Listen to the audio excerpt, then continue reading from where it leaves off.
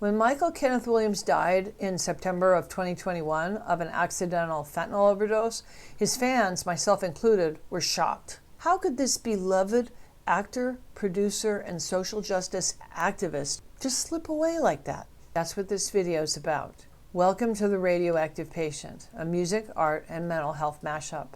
I'm Allison Strong, your host. Before Michael Kenneth Williams passed away, he was hard at work on a book.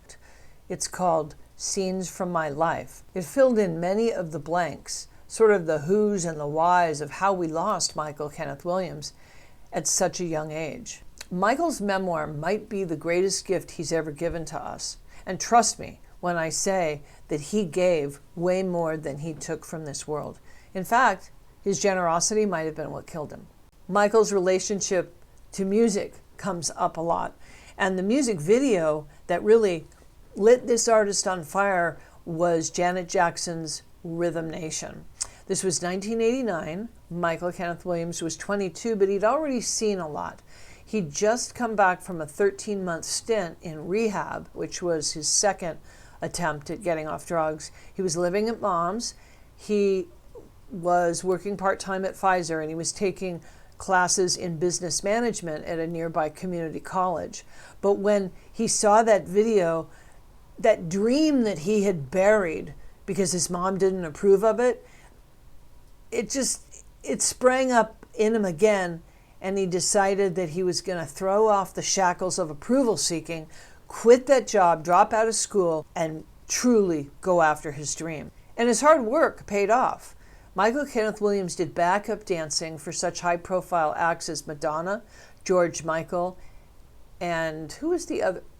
And Taylor Dane. And I'll link those music videos in the About section below. Dancing led to modeling, and modeling led to theater, where Michael found a really supportive and reciprocal arts community. After Michael Kenneth Williams got that scar, or no, I think it runs this way, he was cast as Tupac's brother in a movie called Bullet before he made it big in HBO's The Wire.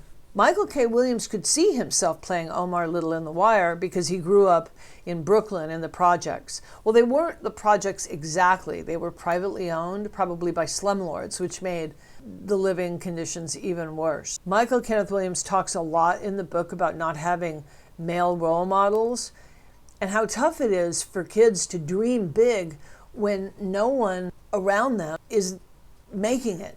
And that those who do make it just up and leave the neighborhood, so there's no breadcrumbs for the ones coming up behind to find their way out. One of his favorite sayings is, "We cannot be what we cannot see."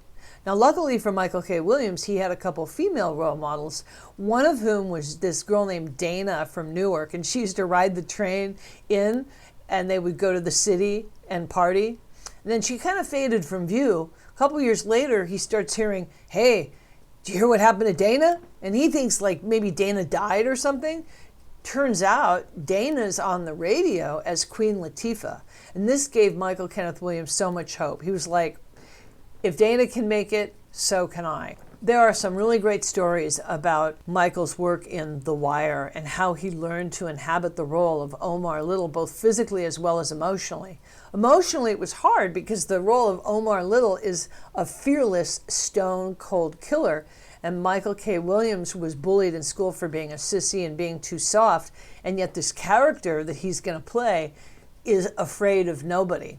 And the other thing was, like, from modeling, he knew that he'd have to pull off a certain kind of swagger as he walked around with that trench coat and carried that shotgun. And it had to be done in a very specific way so that the neighbor kids in The Wire would be like, Omar's coming, as they ducked behind trash cans and ran for cover.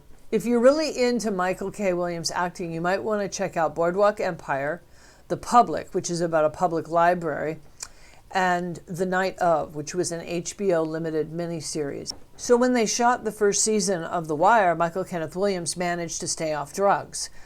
And his drug of choice at that point in time was crack. He knew that he couldn't use because he had to be on set every day and be ready to go. But by the end of the second season of The Wire, he was practically homeless. He was using again, and he had blown through his annual salary, which by that time had been bumped up and was quite substantial. This is because hitting it big doesn't get rid of the demons. And if I had to guess, that's the overarching theme of the book. Because as much as Michael K. Williams wanted to leave behind that traumatized, hurt, and fearful little boy, it followed him around until the end and played a very big part in his demise. And towards the end of the book, Michael K. Williams talks about how he needs to take time off and do personal work. But I'll tell you, one thing I know from having been around celebrities is that it's hard to step back from the spotlight, and it's hard to resist because the phone is always ringing. Maybe Michael Kenneth Williams never took the time off. Or maybe he did, but he just never found the right therapist. It's possible that Michael gave so much, there was nothing left for himself. Bottom line, if you read the book Scenes from My Life, you'll learn who Michael Kenneth Williams was, and you'll understand what happened to him. Well, that's it for this edition of The Radioactive Patient. I hope you liked the video. Whether you did or didn't, please take the time to write something in the replies section. Give me a like, give me a dislike, tell me I'm horse shit. It's all good. I'm Allison Strong, and until the next time, ciao for now.